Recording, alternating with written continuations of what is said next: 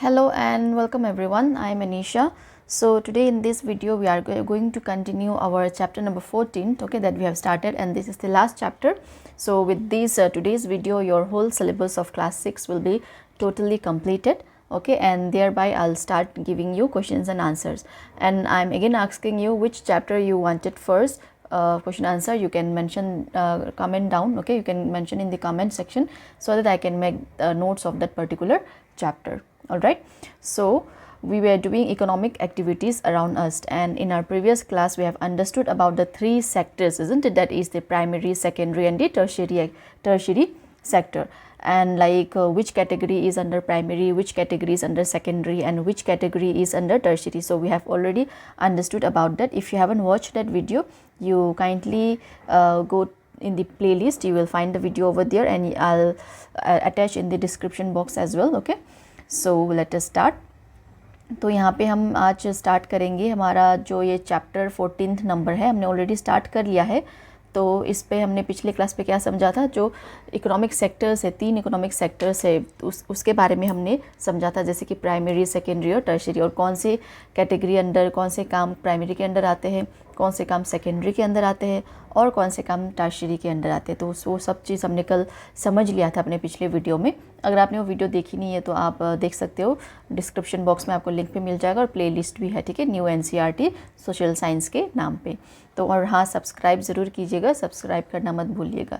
तो आज इस वीडियो में हम पढ़ेंगे, इस क्लास में हम पढ़ेंगे इंटरडिपेंडेंस अमंग सेक्टर्स. जो प्राइमरी, सेकेंडरी और टर्शियरी है, ये एक दूसरे के साथ कैसे इंटरडिपेंडेंट है, कैसे जुड़े हुए हैं, ठीक है, तो उस बारे में हम पढ़ेंगे. So in this class we will start with interdependence among sectors, okay, and here we are going to understand how these 3 types of economic activities or sectors are being interconnected, okay, are being interconnected and interdependent with one another, and we'll understand that particularly with going through by one story of Amul, okay. So it is going to be very interesting. So let us start. The 3 types of economic activities or economic sectors play an important role in the process of conversion of natural raw material into finished product for final consumption. See, these 3 type of economic activities, okay, it plays a very important role in the process of conversion of natural raw materials. See, the farmers, they are going to for example, if you are talking about any agricultural field, isn't it? So what is the primary sector will be the farmers, that they are the farmers which are going to sow the seeds and which are going to grow the grains and everything, isn't it? And after that we are going to again convert that wheat into flour, that will be the final product, isn't it, or the finished product, and that product will also again will be sold, isn't it? So again that is under the tertiary activity. So let us go see how all of these plays an important role, okay, from the process of conversion from raw material to into finished good for final consumption. सो यहाँ पे देखो, जो 3 type की economics हमने पढ़ी थी, economic activities हमने जो पढ़ी थी, उस पे उनका क्या इंपॉर्टेंट रोल है, जैसे कि उगाने से लेके उसको फिनिश्ड प्रोडक्ट तक, मैन्युफैक्चर करने से लेके उसको फिनिश्ड प्रोडक्ट तक बनाने में, और फिर उसको कंज्यूमशन करने में, मतलब उसको सेल करने में, है कि नहीं. जैसे कि मैंने एग्जांपल दिया था ना, जैसे टमाटर का कल मैंने दिया था, टमाटर को उगाने का एक रोल हो गया, है कि नहीं, और उसके बाद फिर टमाटर को मैन्युफैक्चरिंग फैक्ट्री तक पहुँचाने का एक रोल हो गया, फिर मैन्युफैक्चरिंग फैक्ट्री में फिर उसका क्या बनता है, केचप बनता है, फिर कोई भी अब बाकी प्रोडक्ट्स बनते हैं टमाटर को यूज़ करके, कि नहीं, और जो प्रोडक्ट्स बन के आता है उसको फिर सेल करने का, मतलब कंज्यूमशन. हम जब खरीदेंगे, हमें चाहिए होगा तो हम खरीदेंगे ना, तो हम कहाँ से खरीदेंगे, रिटेल शॉप से खरीदेंगे, कहीं से भी खरीदेंगे. तो वो जो सारा प्रोसेस है, इनका जो इम्पोर्टेंट रोल है, उसके बारे में हम समझेंगे, ठीक है. एक ट्रिप में जाएंगे, कहाँ पे, आनंद डिस्ट्रिक्ट ऑफ गुजरात में. तो इस ऐसे करके हम समझेंगे इसको. So let us go on an imaginary excursion to a village in Anand district of Gujarat to study an interesting example where we will understand how the 3 sectors are interconnected and support each other. तो हम यहाँ पे देखेंगे आनंद district के गुजरात में कि ये जो 3 सेक्टर है, एक एग्जाम्पल के ज़रिए हम समझेंगे जो ये 3 सेक्टर है, जो कौन कौन से 3 सेक्टर, प्राइमरी, सेकेंडरी और टर्शियरी. तो ये सारे आपस में जुड़े हुए कैसे और आपस में कैसे सपोर्ट करते। अगर कोई भी एक सेक्टर बोल देगा कि नहीं मैं काम नहीं करूँगा तो दो सेक्टर काम नहीं होगा, है कि नहीं। जो आपस में जब मिलजुल के हम काम करते तो सारा ये 3 सेक्टर अच्छे से काम करता है। तो उस चीज़ को हम यहाँ पे समझेंगे, ठीक है। So now let us go into an imaginary excursion. Okay, this is an imaginary excursion, but the example that we are going to look through is on a real basis. Okay, so it is of example of Amul, so which is in the Anand district of Gujarat.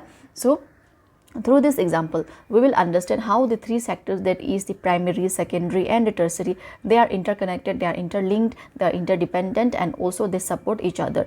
If any one of the sector doesn't play out their role, means doesn't do the work, then it will hamper the other 2 sector also. So through this example, we are going to understand about that. Okay, so let us start. Dairy cooperative, from farm to plate. These days, farmer in Gujarat greet the day with the clinking of milk pails and the happy moves of their best friends, their cows or buffaloes. मतलब गुजरात में दिन कैसा start होता है, जैसे गुजरात में milk की मतलब फार्मर्स वगैरह अपने गाय भैंस से बहुत जुड़े हुए, ठीक है। तो उनकी दिन कैसे स्टार्ट होती है, जो हैप्पी मूव्स, जो गाय भैंस वगैरह जो एक आवाज़ निकालते हैं ना, तो उसके साथ उनकी दिनचर्या की स्टार्ट होती है, ठीक है। उनके बेस्ट फ्रेंड, देखो यहाँ पे काऊ बफेलो को क्या बताया गया है, उनके बेस्ट फ्रेंड बताया गया है कि नहीं। जो मिल्क प्ले जो दूध वाले सुबह सुबह जाते हैं ना, फिर उनको आवाज़ करते हैं, जो केन्स वगैरह की उसके आवाज़, और जो गाय भैंस उनकी आवाज़ से इनकी मतलब दिन शुरू होती है, ठीक है। And cow have a special place in the lives of the farmer and their families. The farmer milk the cow and sell their milk to dairy nearby. At the end of the month, they get paid for the milk based on its quantity and quality. However, this was not the case about 50 years ago. तो देखो, जो गुजरात में काऊ और जो गाय और भैंस है, इनकी बहुत ही एक स्पेशल जगह है, ठीक है। लोग बहुत ही फार्मर्स जो वहाँ पे जो किसान है वहाँ पे जो दूध स्पेशली जो बफेलो वगैरह काऊ वगैरह देखते हैं, ठीक है, उनके फैमिली में बहुत ही इनकी एक स्पेशल जगह है। और ये फार्मर्स जो है ये का दूध दोते हैं, ठीक है। उसके बाद फिर दूध को सेल करेंगे कहाँ पे, डेयरी में, ठीक है। डेयरी क्या है, डेयरी का मीनिंग यहाँ पे दिया हुआ है, आइए हम समझते हैं। देखो, a place where milk is collected and stored, ऐसी जगह जहाँ पे मिल्क सारा वो कलेक्ट करते हैं, ठीक है। सब जैसे सारे लोग वहाँ पे जो भी जितने भी मिल्क मैन हैं, ठीक है, वहाँ पे जितने भी फार्मर्स हैं, वो सारे अपने जाके वहाँ पे दूध वहाँ पे देते हैं और फिर उसको वो स्टोर करते हैं वहाँ पे। तो वहाँ से फिर क्या होता है, रिटेल शॉप वगैरह में सप्लाई होता है, फिर बाकी जगहों में सप्लाई होता है, ठीक है। तो at the end of the month, फिर जैसे ही महीना ख़त्म होता है तो क्या होता है, ये जो मिल्क मैन है, ठीक है, जो फार्मर्स है जिन्होंने अपना जैसे अपने दूध वगैरह दो के वहाँ पे दिया था, तो वहाँ पे उनको एक सैलरी मिलती है, उनको पैसा मिलता है, ठीक है। दे गेट पेड, ठीक है, उनको पैसा मिलता है उनके दूध का और उनके क्वालिटी और क्वांटिटी के हिसाब से, ठीक है। और लेकिन ऐसा नहीं था आज से 50 साल पहले, मतलब जब बहुत ही शुरुआती दिन में, ठीक है, हम बात करेंगे यहाँ पे प्री इंडियन इंडिपेंडेंस टाइम में, ठीक है। तो वहाँ पे कैसे स्टार्ट हुआ ये सब कुछ, और अमूल जो है, अमूल ब्रांड जो है, इसका स्थापना कैसे हुआ, किसके आइडिया से हुआ, ठीक है, उस चीज़ को हम यहाँ पे समझेंगे। और यहाँ पे जो तीनों सेक्टर्स इनका क्या रोल है यहाँ पे, उस चीज़ को भी हम समझेंगे, ठीक है। So here okay, in Gujarat, okay, their day usually starts with they used to greet, like it usually starts with the clinking of milk pails, okay, and the happy moves, like the sound which the cows and buffalo used to produce, isn't it? With such sounds their morning is been started. And the cow and buffalo, they have a very special place, okay, they really love their cows and buffalo, the farmers really love their cow and buffalo, and they have a very special place in their family. And these farmers, they used to milk their cow and they used to sell their milk to the dairy nearby, okay, where this milk are been collected and stored, and after that they are going to again supply to the retailers, isn't it? And at the end of the month, these farmers, they are going to get paid for the milk, isn't it? And they are going to get the payment on the basis of the quantity and as well as the quality. But this was not the case about 50 years ago, okay. It was not like that. There was like some middlemen, okay, which were involved and they used to cheat the farmer, okay. So basically we are going to understand about the Amul brand here, okay, through the Amul brand. See, Amul is a very successful brand in today's date, isn't it? You have so many products from Amul, like Amul butter, Amul ghee, Amul cheese, isn't it? Amul lassi, and you will find this Amul product all over India, isn't it? But it is originated in Anand district of Gujarat, so it is from the Gujarat state, all right. So now let us study about this Amul. This is the amazing story of a milk cooperative name Anand Milk Union Limited. So full form of Amul is Anand Milk Union Limited. Okay. In the early 1940s, farmers in Anand district would sell milk to their neighboring village. तो starting में क्या होता था, जैसे हम ये अमूल के बारे में हम पढ़ेंगे यहाँ पे, ठीक है। तो ये अमूल जो कोऑपरेटिव कैसे बना, ठीक है, कोऑपरेटिव सेक्टर में कैसे आया, लेकिन स्टार्टिंग में देखो अमूल का यहाँ पे फुल फॉर्म भी बताया हुआ है, क्या है, आनंद मिल्क यूनियन लिमिटेड। लेकिन जब 1940s में, बहुत पहले के टाइम में, देखिए इंडिपेंडेंस से पहले के टाइम में, ठीक है, तब फार्मर्स क्या करते थे, किसान क्या करते थे, जो आनंद डिस्ट्रिक्ट के थे वो अपना दूध बेचते थे नेबरिंग विलेज में, अपने आसपास के गाँव में वो जाके बेचा करते थे, ठीक है। तो फिर उसके बाद क्या हुआ, they would have to cycle or walk to nearby villages to sell the milk under scorching heat. As you know, milk spoils or curdles very fast in the hot weather. तो तब के टाइम में क्या होता था, तब के time में ऐसे आज की तरह ऐसे टू व्हीलर्स वगैरह ट्रांसपोर्टेशन का इतना सुविधा नहीं होता था ना, तो लोग क्या करते थे, ज़्यादातर चल के जाते थे या फिर किसी किसी के पास साइकिल होती थी तो फिर वो साइकिल में जाते थे। लेकिन जब हम मिल्क, देखो जब दूध हम ज़्यादा देर तक रखते तो वो जल्दी ख़राब हो जाता है ना, तो उसको तो क्या होता है, ज़्यादा से ज़्यादा ठंडी कंडीशन में रखना होता है, तो ज़्यादा से ज़्यादा क्या होता था, वो ख़राब होता था गर्मी के कारण, क्योंकि वो टाइमली पहुंच नहीं पाते थे, और फिर ऐसे बहुत ही दिक्कतें इन फार्मर ने फेस किया है, ठीक है। तो इसके चक्कर फिर क्या होता था, farmers had to sell the milk quickly before it could spoil. तो जल्दी से जल्दी उनको वो मिल्क जल्दी से जल्दी उनको सेल करना होता था। See here the farmers, okay, the farmers in these Anand district, okay, they used to sell their milk to the neighboring villages, and in order to sell those milk in the neighboring villages in the early 1940s, okay, see during those time there was no provision of transportations, or there were no two wheelers like we have today, isn't it, and only some few people will be having cycles, and most of them they used to walk, isn't it. But what happened, when you keep milk for so many hours, then what happened, the milk got spoiled, isn't it. So, and especially during the summer season, not in the winter season, during the summer season, and the milk used to get spoiled, and like because of the hot weathers, and this led the farmers to sell the milk very quickly as before it gets spoiled. So this was a lot of effort for the small amount of money they would earn. So they are facing a lot of effort for the small amount of money they used to earn, isn't it. So what happened, so they dependent on people called middlemen, who would buy the milk in bulk at Mears price. Mears means here very low price, okay, from the farmer and sell it in the market. Many times the farmer felt cheated and harassed by the middleman. तो देखो यहाँ पे फिर क्या हुआ, जैसे कि उनको जल्दी जल्दी से जाके वो दूध को सेल करना होता था ना ख़राब होने से पहले, तो उन्होंने क्या किया, वो एक मिडलमैन के बीच के आदमी, हम बोलते हैं ना, जैसे यहाँ पे मिडलमैन का क्या रोल है, कौन से सेक्टर का रोल है यहाँ पे मिडलमैन का, टर्शरी का, ठीक है। तो यहाँ पे वो मिडलमैन के ऊपर वो डिपेंड करने लगे, निर्भर होने लगे फिर। लेकिन ये मिडलमैन फिर क्या करते थे, ये लोग जो मिल्क है बहुत ही कम प्राइस में लेते थे फार्मर्स से, ठीक है, जो भी गाय भैंस का वो देखभाल करते थे, वो दूध दो के देते थे, लेकिन उससे क्या होता था, इनको बहुत कम पैसा मिलता था। और ये क्या करते थे मिडलमैन, ये ले जाके फिर वो मार्केट में सेल करते थे। और फिर कभी कभी तो ऐसा भी लगता था किसानों को कि वो लोग मतलब मिडलमैन जो उनको चीट करते थे, मतलब बहुत ही ज़्यादा कम पैसा दे दिया, फिर हरास्ट कर दिया, फिर कभी पैसा नहीं दिया, तो इस तरीके के प्रॉब्लम्स काफ़ी फेस करने लगे वहाँ के फार्मर्स, ठीक है।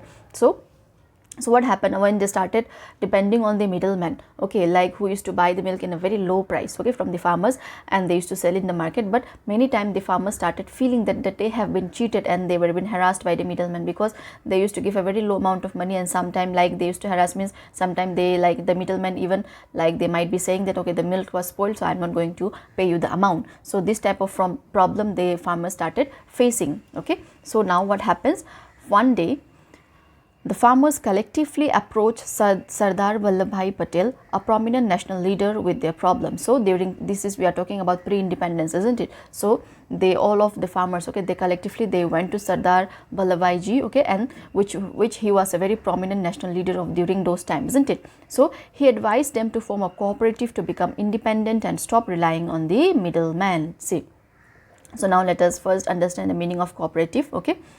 Cooperative, a group of people who voluntarily come together to meet their economic and social needs in a formal way. They own the cooperative and decisions are taken by the member collectively. See, cooperative means when all of you are coming together. For example, here we are talking about the case of milk, isn't it? So what happened when all the villagers, they come up together and they started keeping their milk in one place and they started selling their milk all together cooperatively. Okay, then what will happen? All of them will be involved in it, isn't it? So this will result in that they are not going to rely on the middleman anymore. See, middleman meaning is also being given here. Okay, persons who buys goods from the producers and sells them to consumers. Okay, from the producers means from the farmer, and sell to the consumer means the one who are going to buy those milk. So the middlemen charge a fee for this service. So these middlemen are included under the tertiary sector. Okay, so now Sardar Vallabhbhai ji have given that suggestion to them. Okay, like why don't you start a cooperative of your own and stop relying on the middleman? Like you are going to work together and you are going to produce the milk all together and you are also going to sell the milk together. So this will lead this will solve the problem also that the farmers are been facing, okay, during that time of the Anand district. So तो यहाँ पे क्या हुआ, ये सब इनके problems को लेके ये चले गए एक साथ किसके पास? सरदार वल्लभ भाई पटेल जी के पास. ठीक है, तो वो एक बहुत ही प्रोमिनेंट नेशनल लीडर है ना, वो आपने भी सुना होगा इनके बारे में. तो ये इनके प्रॉब्लम्स ये लेके चले गए वहाँ पे. तो इन्होंने क्या एडवाइस किया? सरदार वल्लभ भाई पटेल जी ने क्या एडवाइस किया? इन्होंने एडवाइस किया कि एक कोऑपरेटिव बनाओ. कोऑपरेटिव का मतलब क्या होता है? जैसे कि सारे, जैसे एक विलेज में हम यहाँ पे दूध की बात कर रहे हैं ना, तो सारे जितने भी जैसे हर घर में देखो, हर घर में गाय भैंस है वहाँ पे, तो हर घर में जितना भी दूध निकलता है, जैसे कि एक घर में 5 लीटर निकलता है, दूसरे में 10 लीटर या फिर किसी में 12 लीटर, तो ये एक साथ सब दूध इकट्ठा लेके एक जगह पे आके इनको एक साथ बेचना स्टार्ट कर दो कोऑपरेटिवली. तो ऐसे करके क्या होगा, जो मिडल मैन है, जो बीच का पर्सन है, जो सर्विस प्रोवाइड कर रहा था ना बेचने का कंज्यूमर को, उसका रोल ख़त्म हो जाएगा. तो ऐसे करके उनके प्रॉब्लम भी सॉल्व हो जाएगी. ठीक है, तो यहाँ पे देखते हैं इन्होंने फिर आगे क्या किया.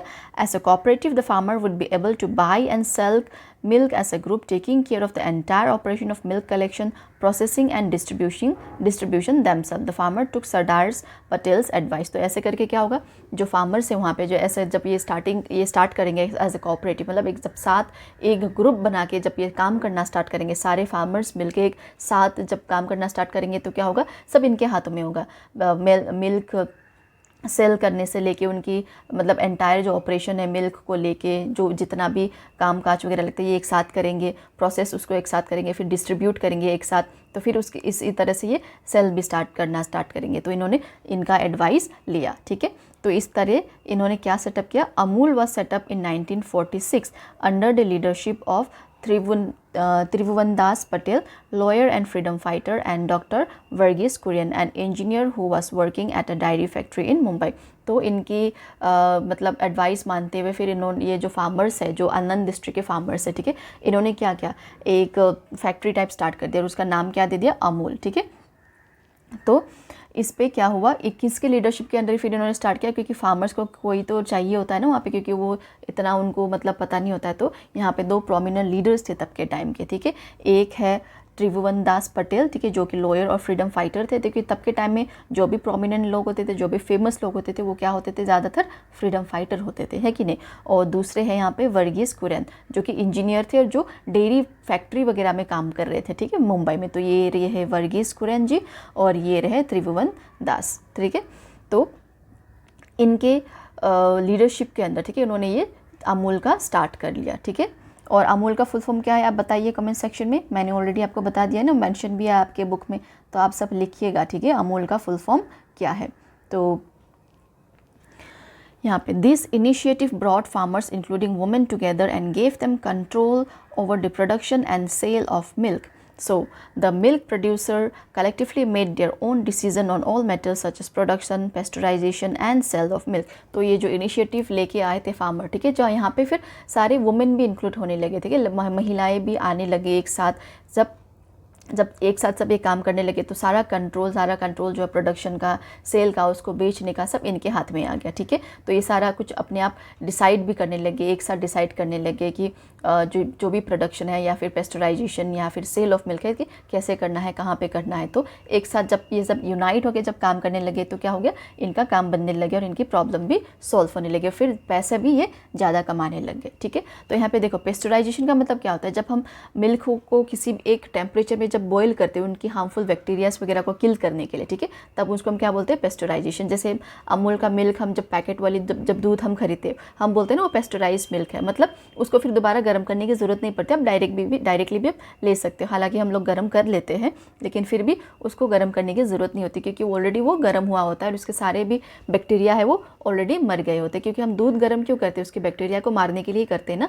तो अमूल जो दूध है, जो पैकेट में जो दूध मिलती है हमें, जैसे कि रेड कलर की, ब्लू कलर की, येलो कलर की ऐसे आती है ना, तो ये सारे पेस्चराइज्ड है, ठीक है। मतलब ये ऑलरेडी इनके बैक्टीरिया को ये मार चुके हैं, ठीक है, एक स्पेसिफिक टेम्परेचर में। यहाँ पे देखो मीनिंग भी दिया हुआ है, a process by which milk is preserved through heating to a specific temperature to kill harmful bacteria. जैसे कि वो ज़्यादा दिन तक चल सके, जैसे 2 दिन तक तो चल जाता है ना जो अमूल मिल्क है।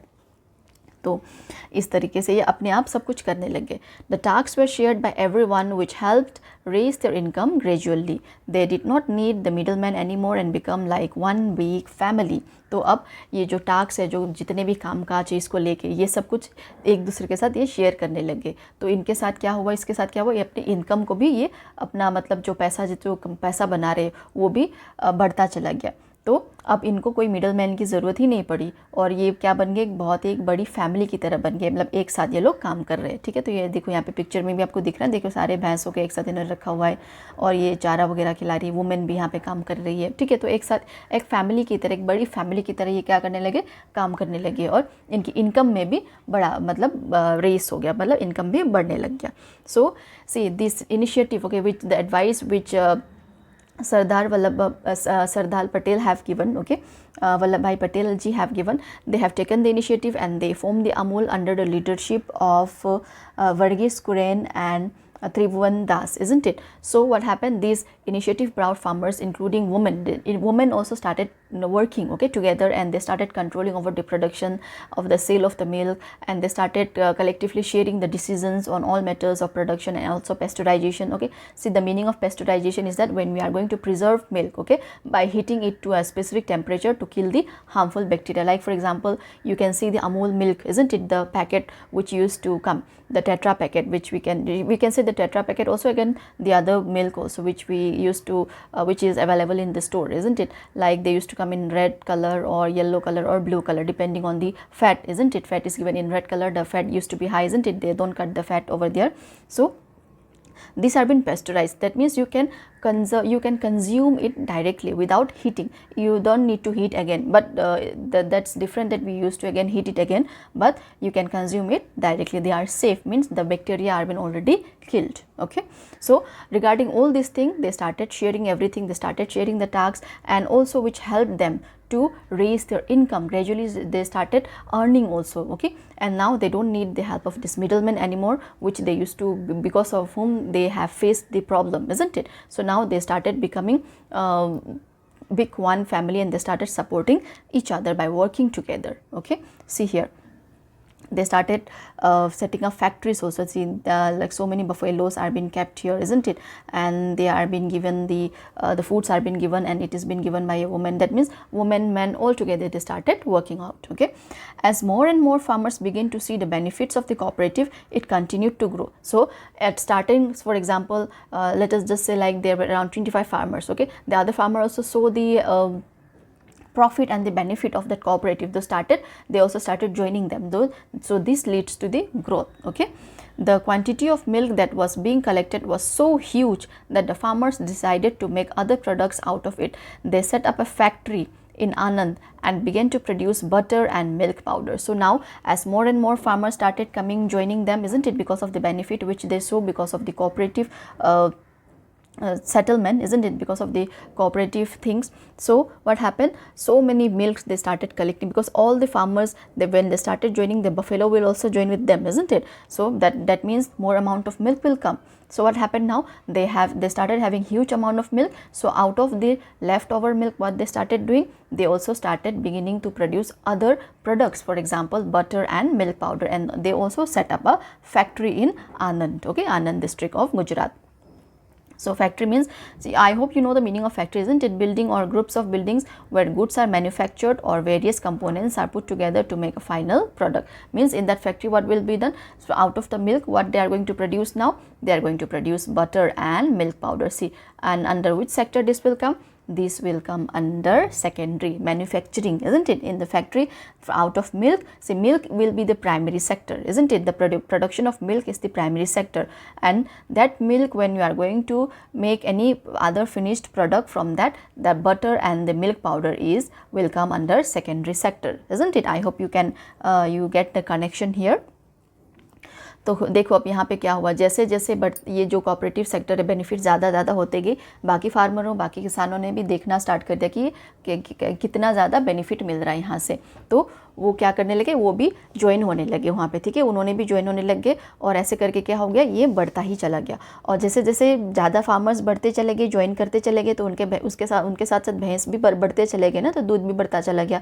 तो इन्होंने क्या डिसाइड किया, अब एक फैक्ट्री लगाने की डिसीजन ले ली, ठीक है। तो वहाँ पे फैक्ट्री में वो क्या करेंगे, जितने भी जो ज़्यादा दूध है, जो बच जाते हैं, ठीक है, बेचने के बाद जितने भी दूध है जो बच जा रहे, उनमें से ये अब दूसरे प्रोडक्ट्स निकालना स्टार्ट कर देंगे, जैसे बटर और मिल्क पाउडर स्टार्टिंग में, जैसे कि चीज़ वगैरह, घी वगैरह हम बनाते हैं ना, ऐसे। तो इन्होंने भी वो डिसीज़न ले लिया। तो यहाँ पे देखो, जो इन्होंने जो फैक्ट्री सेटअप की है, तो ये फिर कौन से सेक्टर में आएगा, जैसे मिल्क, जो प्रोडक्शन ऑफ मिल्क है वो तो प्राइमरी सेक्टर में आ गया है कि नहीं, प्राइमरी एक्टिविटीज़ में आ गया, प्राइमरी इकोनॉमिक एक्टिविटी में आ गया, क्योंकि डायरेक्टली नेचुरल रिसोर्स है ना, वो तो गाय से आपको मिल रहा है या फिर भैंस से आपको मिल रहा है। जब लेकिन उस मिल्क को आप जैसे आगे जाके क्या कर रहे हो, उस मिल्क का बटर बना रहे हो या फिर मिल्क पाउडर बना रहे हो, कहाँ पे, फैक्ट्री में, है कि नहीं। तो उसका मतलब क्या हो गया, वो कौन सा सेक्टर में आ जाएगा, सेकेंडरी सेक्टर में। तो आप मतलब यहाँ पे आपको मतलब समझ आ रहा है ना कैसे ये इंटरकनेक्टेड है, ठीक है। तो यहाँ पे देखो, यहाँ पे महिलाएं भी सारे अपने अपने मतलब दूध वगैरह वो लेके आने लगे, और एक ही कंटेनर में ये इन्होंने डाला है, ठीक है। और एक ही साथ अब इसको क्या करेंगे, प्रोसेस्ड करेंगे, मतलब इसको पेस्चराइज करेंगे, फिर इसको बेचेंगे, और जितने भी उसमें से बचेंगे फिर उसका क्या करेंगे, बटर या मिल्क पाउडर बनाएंगे, ठीक है। Today, the cooperative has a wide range of product made at many milk processing plants and factories all over India. तो आज ये जो स्टार्टिंग में से फैक्ट्री कहाँ पे लगी थी, आनंद पे, आज आपको पूरे भारत में इनकी फैक्ट्री दिखती है। फिर हर जगह पे आपको अमूल की मिल्क मिल जाती है ना, हर कोने में, हर देश में। तो जस्ट सोचो ये जो ब्रांड है कितना बड़ा हो गया है, कितना फेमस भी है, हम जानते हैं ना। और ये स्पॉन्सरशिप वगैरह भी करने लगे, जैसे क्रिकेट मैच वगैरह में ये स्पॉन्सर भी करने लग गए, तो कितना आगे बढ़ गया, ठीक है। तो ये स्टार्ट कैसे हुआ था, देखो एक स्मॉल इनिशिएटिव से स्टार्ट हुआ था ना, स्मॉल जगह पे स्टार्ट हुआ था, धीरे धीरे ये बढ़ता चलेगा, और आज कितना बड़ा ब्रांड बन चुका है कि नहीं। तो क्या आप ऐसे दूसरे फैक्ट्रीज़ के नाम बता सकते हो, आप बताइएगा कमेंट सेक्शन में, ठीक है। जैसे कि पंजाब में वेरका होता है, आपके दिया भी हुआ है बुक में, ठीक है। तो आप अगर आपके एरिया पे कोई ऐसा लोकल मिल्क कोऑपरेटिव है तो उसका नाम भी आप ले सकते हो, ठीक है, कमेंट सेक्शन में ज़रूर बताना। So the products are then transported and sold in both small and large retail shops all over the country. In fact, they also export the product to several countries around the world. Is it not amazing? तो देखो ये अब क्या करने लगे, ज़्यादा product ज़्यादा ही बढ़ता चला गया ना इनका। तो अब ये क्या हो गया, ये प्रोडक्ट्स को मतलब छोटे दुकानों में या फिर बड़े दुकानों में, रिटेल शॉप, रिटेल मतलब यहाँ जहाँ पे आपको ये चीज़ें मिलती है ना, जैसे कंज्यूमर्स वहाँ पे जाके वो उसको फिर लेते हैं, तो वहाँ पे ये बेचने लगे। तो इसके साथ साथ ये क्या करने लगे, एक्सपोर्ट भी होने लगे, मतलब बाकी कंट्री में भी ये भेजने लगे अपने प्रोडक्ट। जैसे दूध तो ये डायरेक्टली बेच नहीं सकते, तो जैसे कि बटर भेजने लगे, मिल्क पाउडर, या फिर अमूल की जो भी बाकी चीज़ें हैं, ठीक है, जैसे अमूल का ब्रेड भी आता है कि नहीं, अमूल की घी, अमूल की लस्सी, अमूल का मिल्क पाउडर, ये सब क्या होने लगे, एक्सपोर्ट भी होने लगे, ठीक है। एक्सपोर्ट मतलब जब आप कुछ चीज़ बाहर भेजते हो, ठीक है, एक्सपोर्ट करते हो। और इम्पोर्ट का मतलब क्या है, जब आप कुछ बाहर से मंगवाते हो, मतलब आप इम्पोर्ट करते हो उसको, ठीक है। तो ये ऐसे होने लगे। देखो ये कितना अमेजिंग भी है ना, जैसे एक छोटी सी जगह से ये स्टार्ट हुआ, गुजरात की एक डिस्ट्रिक्ट आनंद से, तो धीरे धीरे इतना बढ़ गया ये बिज़नेस, अब ये एक्सपोर्ट भी करने लगे बाकी कंट्रीज़ में भी, ठीक है। तो यहाँ पे देखो आपका एक्सपोर्ट का मीनिंग भी दिया हुआ है, goods and services that are produced in one country are sold to buyers or consumer in another country. एक कंट्री में प्रोड्यूस हो रहा है, दूसरे कंट्री में जब हम एक्सपोर्ट करते हैं तो उसको हम एक्सपोर्ट बोलते हैं. अब इम्पोर्ट का मतलब क्या होता है, उस कंट्री से अगर हम कुछ लेके आएंगे अपने कंट्री में तो उसको क्या बोलते हैं, इम्पोर्ट करना बोलते हैं. ठीक है, तो आई होप आपको समझ आ गया हो ये डिफ्रेंशिएशन भी. तो see here, so this cooperative, okay, they started work, it became so wide, so they started making many product out of milk, okay, by processing milk, and so many factories are being planted all over the India. So you can name any of other factories also, okay, if you know, you can mention down in the comment section, and also name any local milk cooperative in your area, okay, from your area. What is that cooperative? Okay, like Amul we have, isn't it? So just like that we have so many others also. So the products are now, then they started transporting the product, okay, in both small and large scale shops, okay, large retail shop all over the country. And in fact they also started exporting the product to other countries also. So that's very amazing, isn't it? From a small place they have started, that is from the Gujarat, that is also from the Anand district, and slowly when they started working together, how big now the business is, isn't it? So there is the power of working together also, isn't it? So here involvement of all the sector is there, okay. So now let us understand how. In this fascinating story, the farmers of this cooperative milk their cow to sell the milk later. This kind of economic activity is called a primary sector economic activity, because the product milk is derive directly from a natural source, cow और life stock. देखो जो ये लोग जो ये हमने अभी story देखी फार्मर्स की, ठीक है, जो कोऑपरेटिव की जो हमने स्टोरी देखी अमूल वाली, तो यहाँ पे देखो जो ये जैसे गाय से दूध निकालते हैं ना, फिर उसको सेल करते, तो वो कौन सी इकोनॉमिक एक्टिविटीज़ में इन्वॉल्व है, प्राइमरी में. जैसे कि मैंने आपको पहले भी समझाया था कि नहीं, क्यों प्राइमरी में, क्योंकि आपको नेचुरल रिसोर्स है ना, वो मिल्क तो नेचुरल रिसोर्स है, कोई ह्यूमन मेड तो नहीं है ना, तो नेचुरल रिसोर्स से आपको मिल रहा है, जैसे गाय या भैंस से आपको मिल रहा है, तो इसलिए ये किसके अंदर आ जाता है, प्राइमरी सेक्टर के अंदर आ जाता है. ठीक है, see here the cooperative, those who are involved in milking their cow and selling the milk, this activity comes under primary sector, and I have already explained you also, isn't it? Why primary sector? Because the milk is derived directly from the nature, isn't it? Natural resources, that is the cow or the livestock. So that is the one sector here. Again the other sector, milk is then processed and converted from one form liquid to into another, that is milk powder, ghee, cheese, butter and many others in the factories.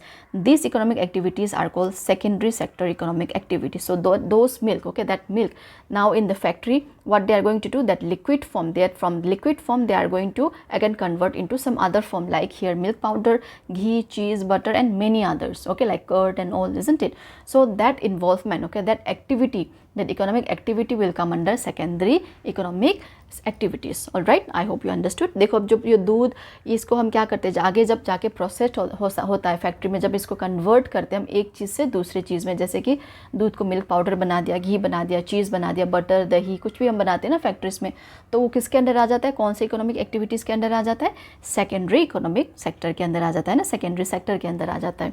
तो I hope आपको समझ आ गया हो. देखो यहाँ पे factory में ये यही चीज़ कर रहे हैं ना, कन्वर्ट करिए कि दूध की फैक्ट्री है यहाँ पे. ठीक है. So what does Amul do with all the product it makes? It sells them in various places. Amul uses lorries and trucks as well as railway, air and shipping service to transport its product. It has set up retail stores and supplies milk and milk product to other shops in towns, cities and village all over Gujarat as well as in different states across India. Here transportation, trading and retail is a tertiary activity. तो इसके बाद जब product बन जाएगा तो उसके बाद अमूल क्या करता है उन प्रोडक्ट का, वो उसको बेचता है. तो बेचने के लिए वो क्या करता है, जैसे कि उसको ट्रांसपोर्टेशन की ज़रूरत होती है, सर्विस की ज़रूरत होती है, जैसे लॉरीज, ट्रक, रेलवे के थ्रू या फिर फ़्लाइट के थ्रू, क्योंकि आपको दूसरे कंट्री में भेजना है तो आपको फ़्लाइट के थ्रू कराना पड़ेगा. जो ट्रांसपोर्टेशन प्रोडक्ट्स वगैरह, ट्रांसपोर्टेशन सर्विस वगैरह लेके, और फिर दुकानों में जो भेजता है, सप्लाई वगैरह करता है, सिर्फ हर टाउन में, हर सिटी में, हर विलेज में गुजरात के, और इसके साथ साथ बाकी स्टेट्स में भी इंडिया के, है कि नहीं. तो आपको हर स्टेट में अमूल के प्रोडक्ट मिलते हैं ना, अमूल के मिल्क भी मिलते हैं. तो ये सब सर्विसेज किसके अंदर आ जाता है, टर्शरी एक्टिविटी के अंदर, टर्शरी सेक्टर के अंदर आ जाता है ना, जैसे बेचना वगैरह ये सब कुछ. तो ऐसे करके तीनों सेक्टर ने यहाँ पे कैसे एक साथ मिलके काम किया. अगर देखो टर्शरी सेक्टर नहीं होता तो ये फिर प्रोडक्ट बनाने के बाद बेचेगा कौन उसको, फिर वहाँ पे भेजेंगे कैसे, है कि नहीं. या फिर सेकेंडरी नहीं होता तो प्रोडक्ट्स आके प्रोसेस्ड कैसे होता, घी में कैसे बनता, मिल्क पाउडर कैसे बनता, फिर दूध ही होता है ना. फिर अगर दूध भी होता है फिर उसको सेल भी तो करना पड़ता है, जो सेल करने का फिर प्रोसेस किस में आ जाता है, टर्शरी एक्टिविटी में आता है. तो ये एक दूसरे के साथ इंटरडिपेंडेंट डिपेंडेंट है इस तरीके से, ठीक है। So now what happens at the final stage, with they used to process everything, they used to process the products throughout the milk, isn't it, from the milk. Then what happened, now it is the time to sell them, isn't it. So now they'll be using various other services like lorries, trucks, railways, air shipping like through flights, because they are going to export it into the other countries also, isn't it, and they are also going to supply the milk and milk product to other shop in the towns, cities of the Gujarat, as well as in different states across all over the India, isn't it. So here what is the involvement here, the service of transportation involved here, isn't it, trading and retailing. So these comes under tertiary activities. Suppose imagine if one of the sector is not working, suppose if there was no tertiary activity, will it be possible? No, isn't it. And even if there is no secondary sector, then will it be possible? No. So all these sector, they work together. Okay, I hope you have understood now. So here see the other local milk cooperative names are here, so you can name some of from your own state also. Okay, what is the local milk cooperative over there? Just like Amul we have, there are other many milk cooperative under brands such as Nandini in Karnataka. So Karnataka में नंदिनी नाम का एक brand है, जैसे कि अमूल है ना, तो मदर डेयरी है जो कि बहुत ही काफ़ी फेमस है ना, मदर डेयरी भी आपको हर जगह मिल जाता है, जैसे कि ये दिल्ली बेस्ड है, दिल्ली से ये आया है, ठीक है, दिल्ली में स्टार्ट हुआ है। और आविन है कहाँ का, तमिलनाडु का, और विजया है कहाँ का, आंध्र प्रदेश तेलंगाना साइड से, है कि नहीं, और केवी है कहाँ से, नागालैंड से, जो कि नॉर्थ ईस्ट स्टेट है, और सुधा है कहाँ से, बिहार से, और वर्का है कहाँ पे, पंजाब पे। तो ऐसे करके अलग अलग लोकल मिल्क कोऑपरेटिव्स है ना आपने अपनी जगह से। तो आपको कोई ऐसे पता है, कोई आपके एरिया पे इसके अलावा कोई नाम है, तो आप कमेंट सेक्शन में ज़रूर बताना, ठीक है। ओके, तो यही था। अच्छा, आगे है, यहाँ पे थोड़ा बहुत देख लेते हैं। With the help of the image below, let's see how the book you study are made. The image shows the transformation of pulp, wooden fiber of a tree into paper and after printing it into textbook. जो आप किताबें use कर रहे हैं ना, देखो ये जो किताब की जो पेपर है, ये कैसे कहाँ से आया है, ट्री से आया है। तो इसमें भी कैसे ये जो तीनों सेक्टर है इन्वॉल्व्ड है, उस चीज़ को यहाँ पे समझते हैं। जैसे दूध का तो हमें समझ आ गया ना, अब यहाँ पे पेपर का भी समझ लेते हैं, ठीक है, कैसे प्राइमरी, सेकेंडरी और टर्शियरी सब इन्वॉल्व्ड है। तो यहाँ पे ब्लैंक स्पेस भी है, आप भी बताइएगा इसका आंसर, ठीक है, कैसा है। देखो पहले क्या होगा, यहाँ पे ये ट्रीज़ काटते हैं, है ना, एक मतलब ट्रीज़ को ये काटेंगे तो कौन सा सेक्टर में आ जाएगा, ये प्राइमरी में आ जाएगा, है कि नहीं। तो ये किस में आ जाएगा, प्राइमरी एक्टिविटीज़ में आ जाएगा। और उसके बाद अब देखो इसको ये सेटल कर रहे हैं ना, लोड वगैरह कर रहे हैं, ये सब कुछ कर रहे हैं, ट्रांसपोर्टेशन यहाँ पे फिर ले जा रहे हैं, तो ये सब किस पे आ जाएगा, ये टर्शरी भी आ जाएगा, ठीक है। सॉरी, यहाँ पे सेकेंडरी नहीं आएगा, ये आएगा टर्शरी पे, क्योंकि ये एक्टिविटी है ना जो मतलब सर्विस सेक्टर के अंदर ही आ जाएगा ये। तो फिर ये किस पे आ जाएगा, टर्शरी सेक्टर पे आ जाएगा, है कि नहीं, टर्शरी सेक्टर पे आ जाएगा। तो ऐसे करके आप भी नेम करना, ठीक है, टर्शरी एक्टिविटीज़ के अंदर आ जाएगा, ये भी टर्शरी पे आ जाएगा, क्योंकि लोड करना, ये फिर सर्विस प्रोवाइड कर रहा है ना, इसको लोडिंग वगैरह हो रही है इसकी। तो फिर उसके बाद देखो जो आपकी बुक पेपर है वो कैसे पहले ट्रीज़ कटते, फिर उसको ये ऑर्गेनाइज करते, फिर इसको ऑर्गेनाइज करने के बाद फिर लोड कर रहे, फिर उसके बाद ये फिर क्या कर रहा है, ट्रांसपोर्टेशन हो रहा है। ट्रांसपोर्टेशन भी किसके अंदर आ जाएगा, टर्शरी के अंदर ही आ जाएगा। हमने देखा था ना, ट्रांसपोर्टेशन सर्विस ये प्रोवाइड कर रही है, तो ये टर्शरी के अंदर आ जाएगा। फिर उसके बाद ये कहाँ पे आ गया, एक पेपर मिल के अंदर आ गया, है कि नहीं। यहाँ पे क्या होगा, ये वुड जो है पेपर में बदलेगा, तो ये किस पे आ जाएगा, सेकेंडरी में आ जाएगा, है ना, सेकेंडरी सेक्टर में ये आ जाएगा। फिर उसके बाद सेकेंडरी से ये फिर क्या हो गया, जो पेपर ये बना लिया इन्होंने, ये कहाँ पे लेके जा रहे, प्रिंटिंग प्रेस पे लेके जा रहे, ये जो जा रहे हैं ना, तो ये सर्विस हो गया, फिर लेके जा रहे, तो ये फिर क्या आ जाएगा, टर्शरी में आ जाएगा। फिर उसके बाद देखो प्रिंटिंग प्रेस के अंदर आ गया, ठीक है, तो वहाँ पे क्या हो गया, प्रिंट हो गया, कलरफुल प्रिंट हो गए, तो फिर किस पे आ जाएगा, सेकेंडरी में आ जाएगा, ठीक है, सेकेंडरी के अंदर आ जाएगा। फिर उसके बाद प्रिंट होने के बाद जैसे आप किताबें वगैरह ख़रीदने जाते हो ना रिटेल शॉप में, स्पेशली बुक शॉप्स में, है कि नहीं, स्टेशनरी वगैरह में, तो ये फिर कौन सी सर्विस पे प्रोवाइड कर रहे हैं, यहाँ पे टर्शरी प्रोवाइड कर रहे हैं ना, टर्शरी सेक्टर से है ये सारा। तो ये देखो ये सारे कैसे जुड़े हुए, देखो स्टार्टिंग में देखो प्राइमरी वुड को काटना, फिर ऑर्गेनाइज वगैरह करना, ये सब कुछ, फिर ये ऑर्गेनाइज फिर कौन करता है, सर्विस करते हैं ना, टर्शरी। तो यहाँ पे किसका ज़्यादा रोल है, देखो टर्शरी सर्विस जो प्रोवाइड होती है उसकी ज़्यादा रोल दिख रही है मुझे, तो है कि नहीं। अगर इसमें कुछ वगैरह आपको लग रहा है कि कुछ कहीं पे गलती हो गया तो आप कमेंट सेक्शन में बता सकते हो, ठीक है। तो मेरे हिसाब से तो यही है यहाँ पे।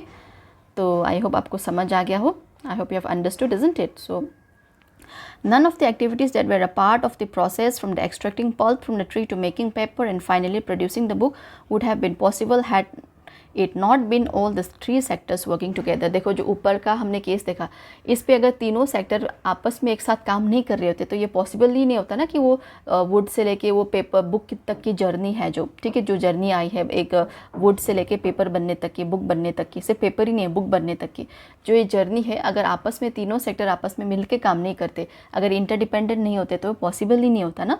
तो आई होप आपको ज़्यादा समझ में आ गया। एग्जाम्पल और एक एग्जाम्पल हो गया ना यहाँ पे। See here, if the activities just we have mentioned above, isn't it, in from that process of extracting pulp from tree to the process of making paper and finally to the final product that is the book, this will not be possible without the 3 sectors working together. What are the 3 sectors? Primary, secondary and tertiary sector, isn't it? So I hope this is more clear now. So we have understood through 2 examples. One is in the case of milk and another is in the case of paper, isn't it, from wood to paper, paper to book. All right. So observe the different stages of process. Okay, you can do this by your own. Okay, and we have already labeled, हमने already label कर दिया ना, primary है, secondary है, फिर tertiary है जो उसमें। तो अब देखो यहाँ पे और एक चीज़ अलग इन्फॉर्मेशन दी गई है। These days used paper is recycled to make new paper. Recycling just 1 ton of paper saves 17 trees as well as 2.5 cubic meters of landfill space where waste is dumped. It also takes 70% less energy and water to recycle paper to make new paper from wood pulp. देखो जैसे कि हम recycle की बात करते हैं ना, recycling paper वगैरह की, क्यों हम बात करें, क्योंकि पेपर कहाँ से बन के आ रहा है, हमारी पेड़ से बन के आ रहा है ना। तो जितना कम से कम हमें पेड़ का मतलब कटाई हो सके, इसलिए हम रिसाइकल की बात करते हैं। जैसे कि आपके घरों में जैसे आता होगा न्यूज़पेपर, जो सुबह आता है ना न्यूज़पेपर, वो भी रिसाइकल पेपर से बना हुआ है, ठीक है। जैसे कि फिर आप क्या करते हैं, फिर न्यूज़पेपर को कबाड़ी वाले को बेच देते हो, फिर कबाड़ी वाले आगे दूसरे उसको बेचता है, किसी भी काम पे उस पेपर को लगाता है। जितना हो सके उस पेपर का वो यूज़ करते। क्यों यूज़ करते? क्योंकि रिसाइकलिंग अगर हम करते हैं तो हम बहुत सारे ट्रीज़ को सेव करते हैं। जैसे सिर्फ 1 टन पेपर के लिए हमें देखो 17 ट्रीज़ को काटना पड़ता है, ठीक है। तो सिर्फ काटना ही नहीं, फिर काटने के लिए बिजली वगैरह, फिर इसको पेपर मिल में पहुँचाना, फिर जो एनर्जी, जितनी भी एनर्जी हो, हम वो सब कुछ सेव करते हैं। तो इस तरीके से हमें क्या करना चाहिए, रिसाइकल करना चाहिए पेपर्स को, ठीक है। मतलब ज़्यादा से ज़्यादा यूज़ करना चाहिए। जैसे कि आपकी नोटबुक है ना, आप उसको मतलब ऐसे ही मत उसको फेंकना, पूरा का पूरा लिख के अच्छे से भर के ही हमें फेंकना चाहिए। अगर आपको कुछ सेशन, जैसे आपका सेशन ख़त्म हो गया, आपके नोटबुक्स आधे रह गए हैं बिना लिखे, तो हम उसको किस चीज़ पे लेके आ सकते हैं, हम उस पर रफ वर्क वगैरह कर सकते हैं, मैच वगैरह प्रैक्टिस कर सकते हैं कि नहीं। तो ऐसे करके आपको यूज़ पे लेके आना चाहिए, ऐसे ही उसको फेंकना नहीं चाहिए, ठीक है। क्योंकि ये सारे ट्रीज से बने हुए हैं और हमें ट्रीज़ भी कंजर्व करना है ना, सेफ भी तो करना है, लेकिन हमें पेपर भी चाहिए, तो हमें ऐसे करके हमें रिसाइकल हमें करना चाहिए। Alright, so see the importance of recycle is mentioned over here, like we have to recycle, we should be using, okay, we should be using paper, we should not be wasting any kind of paper by throwing it, okay, because the newspaper that you used to receive in your home, it is also through the recycled paper, and again used to again sell that newspaper further, isn't it, to kabadi or anything, and after that again that newspaper is again come to use like for making paper bags or anything, isn't it. And just like that, if we are going to recycle paper, then what we are doing, we are saving almost 7 trees, isn't it. For 1 ton of paper we are saving 17 trees, and also some land, isn't it, some space of land that is here mentioned 2.5 according to the 17 trees, okay. And also we are saving our energy also, like to water, we need water, electricity to make new paper from the wood pulp, isn't it. So we are saving everything, so that is why we have to recycle paper. For example, see, when your session is over but your notebook, you still have some pages in your notebook, then what we will be doing, you cannot simply throw that out, isn't it. You have to use those paper by doing your rough work or anything, okay.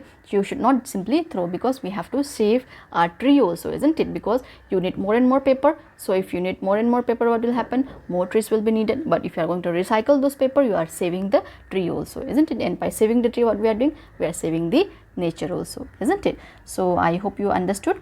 So with this we have completed our chapter, okay. तो इसी के साथ हमने अपना chapter हमने complete कर लिया है। अगर आपका कोई डाउट है, कुछ क्वेरी है, तो आप ज़रूर कमेंट सेक्शन में लिखिएगा। और हाँ, क्वेश्चन आंसर्स की मतलब चिंता मत कीजिए, मैं क्वेश्चन आंसर्स भी लेके आऊँगी, ठीक है। उसको हम फिर डिस्कस करेंगे समरी के साथ अच्छे से, फिर आपका क्या हो जाएगा, रिवीजन भी हो जाएगा चैप्टर्स का, है कि नहीं। तो और हाँ, सब्सक्राइब ज़रूर कर दीजिएगा, सब्सक्राइब करना मत भूलिए, और अपने फ्रेंड्स के साथ भी शेयर कर दीजिएगा मेरे चैनल को, और ज़्यादा से ज़्यादा लोगों को, ताकि ये पहुँच सके, ठीक है। So with this let me sign out today's class. All of you have a very great day ahead.